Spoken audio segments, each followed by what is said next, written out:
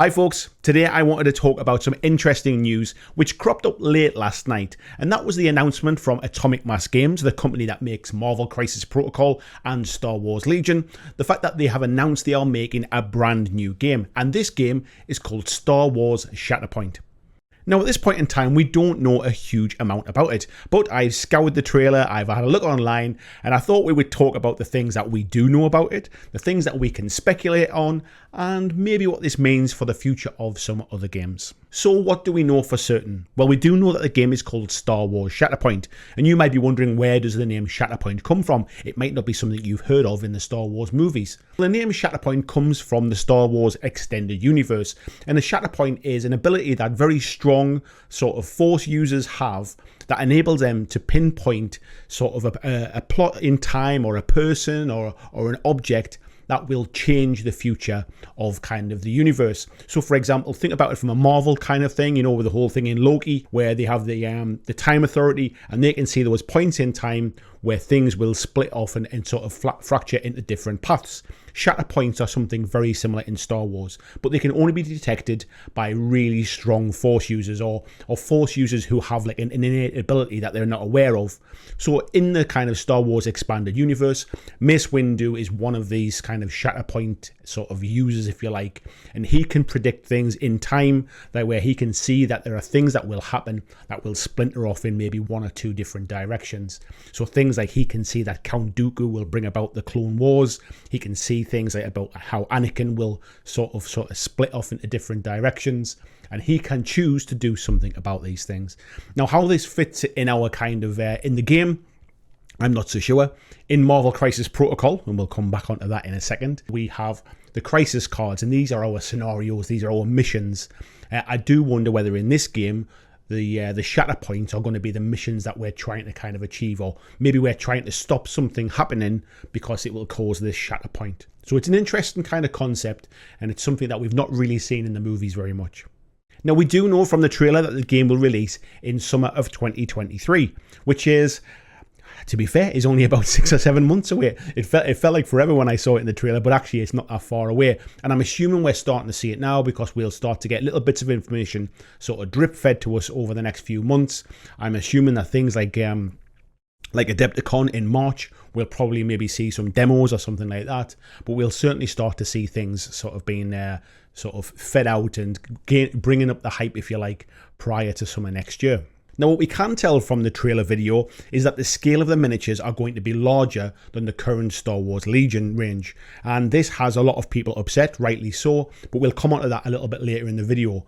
But think about the scale of the miniatures being more in line with what we see from Marvel Crisis Protocol than what we have in the smaller scale of Star Wars Legion. Now, speaking of Marvel Crisis Protocol, I think we can make a safe guess that what we're actually getting is Star Wars Crisis Protocol. We're getting that skirmish level game where you take sort of the characters, the heroes, build them together in a relatively kind of small band, and kind of battle it out over these scenarios, or these Shatterpoints as it would seem. Now, personally, I had a feeling that Atomic Mass Games were going to go down this road some time ago. Marvel Crisis Protocol has been really well received. It's one of my favourite games. I think I gave it kind of Game of the Year last year, so I'm a big fan of it. I still collect all the miniatures now. I still play the game. But what I would say is that Star Wars also leans itself into this as well. There's a few people have been saying to me, we've been chatting about this now in the Patreon Discord as well. You can join the Patreon and join the Discord. I'll put a link down in the description below. But we've been chatting about it in the Patreon Discord, and there was some feeling from Legion players that actually Star Wars is much more about the big mass battles and the big sort of fights,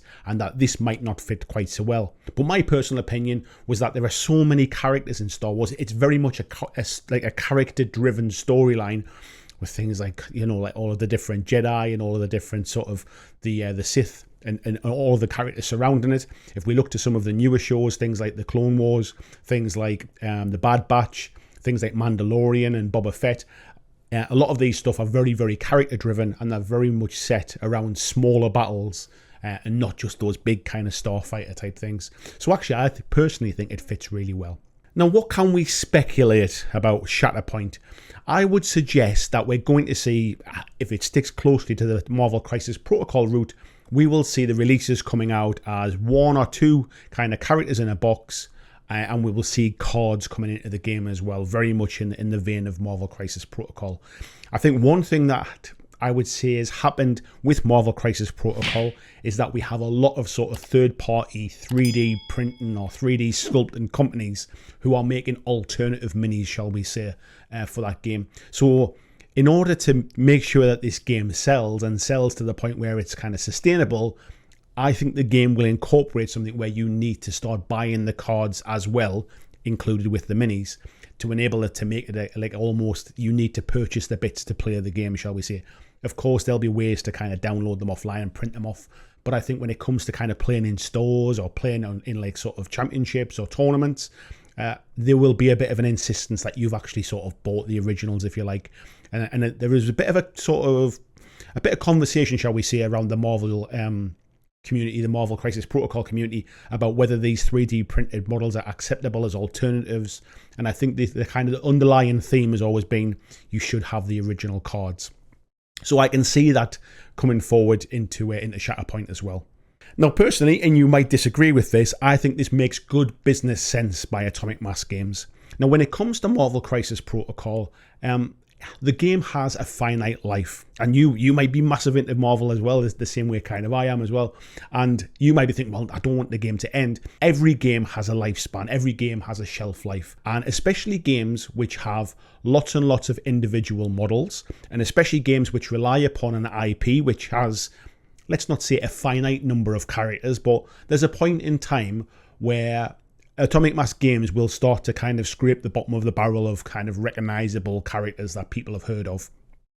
And essentially what we'll get to is we'll get to a point where there is a sort of an almost unbearable number of SKUs to sell of different kind of characters, and they'll kind of run out of the big names.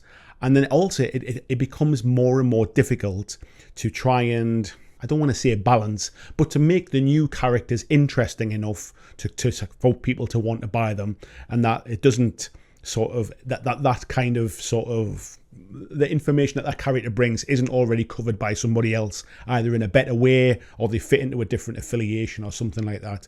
So even if it's 5 years or 10 years, whatever that is, there will come a point where the game's kind of run its course. I mean, the way games or companies normally deal with this is they will either almost have a bit of a soft reset and have a second or third or fourth edition. I'm looking at you, War Machine. Or what they might do is they might actually just kind of end the game completely. Guild Ball. And this is understandable. Like I say before, games have their shelf life. And I think what Atomic Mass Games are doing is they are almost preempting this a little bit and are coming in by almost reworking the game that is very successful and works very well for them, but bringing in a new IP with Star Wars, which they own the rights to, and basically kind of carrying it on in a different direction as well. Now, I don't think this is the end of Marvel Crisis Protocol by any sense. However, I do think that Atomic Mass Games have probably got one eye on that game, of that there will come a point in the future when it's just unwieldy with too many minis. It's a hard entry point for anybody new, because where the hell do you start? Everybody else has got 300 minis and I've got nothing. And it becomes a confusing entry point. And also just the fact that actually there's nothing too interesting coming out. All they're doing is just kind of alternative sculpts of different characters and tweaking the stats a little bit.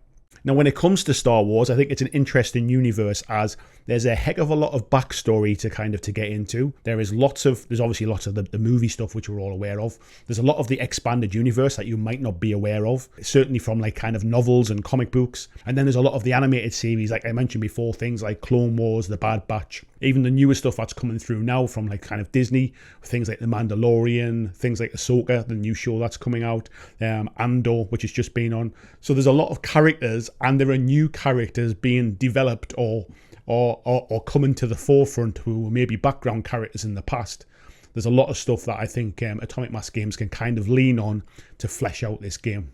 Now, there are some downsides to what's happening now with this new Shatterpoint game, and the biggest one, I think, is certainly from the existing Atomic Mass Games kind of buyers, if you like. Not so much the Marvel guys, but certainly the Star Wars ones. There's a lot of talk online about how Legion players are particularly upset about this. It means they're having to buy sort of a second sculpt of models they already own in order to play this game. For some people, this is the third time they've bought this model.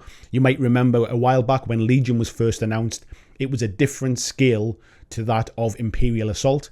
Now, both of those games at the time were made by Fantasy Flight Games, and Atomic Mass Games is part of Asmodee, who's the parent company, and at one point all of the miniatures games moved across from Fantasy Flight across to Atomic Mass Games. So we mustn't forget that Star Wars Legion originally was Fantasy Flight. Now, Imperial Assault is a bit of a dungeon crawler type game, but a lot of people bought a lot of miniatures for that dungeon crawler, and when Legion was announced, the miniatures were all a different scale again. Now, this is the sort of the second time, or the third time, if you like, that this has happened. And so there are a lot of people already have lots of Star Wars miniatures that they've paid for and collected and painted, that they won't be able to use in this new game. So understandably, a lot of them are upset about this. Personally, I don't mind it. I'm not a huge collector of Star Wars Legion. One of the reasons I didn't get deep into Star Wars Legion was the miniatures themselves.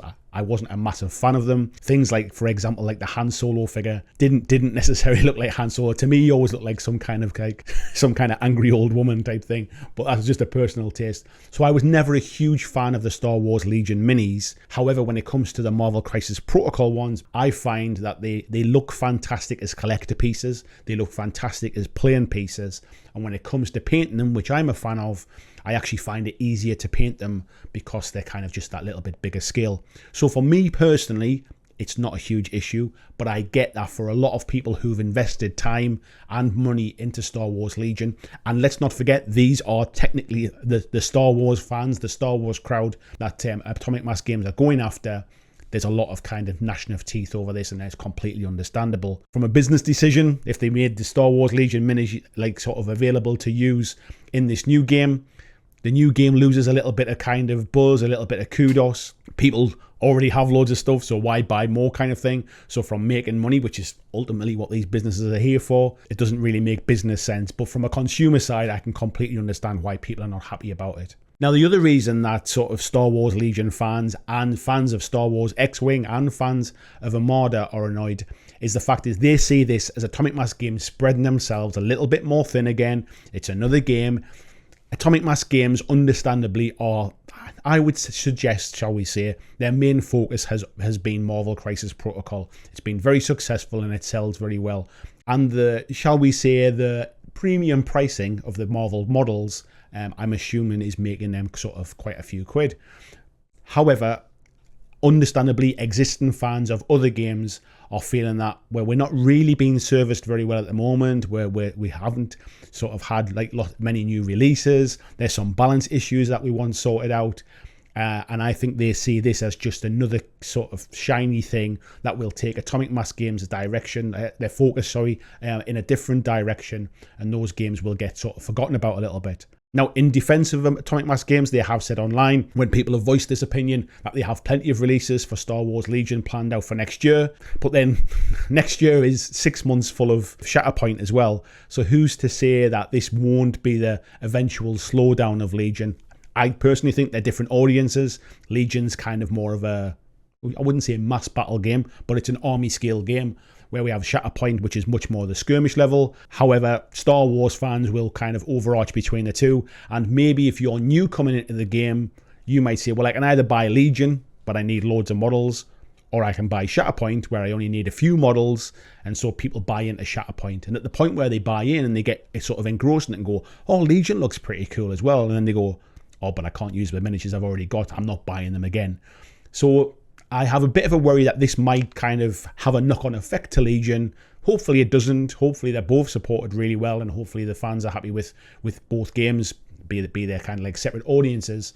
But I don't want this to be the kind of the knock-on effect that kills off Legion, shall we say.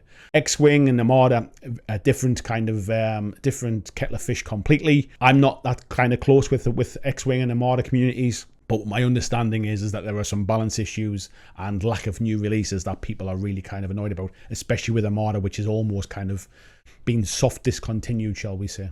Now, to kind of summarize it, I'm really excited about it. I love Marvel Crisis Protocol. I'm a big fan of the miniatures. I think the quality of the sculpt has only gotten better over time, and I've collected and amassed quite the volume of those. And it's one of those games where actually I don't talk about it a lot on this channel, but the reason I don't talk about it a lot is it's kind of like my little secret hobby game in the background.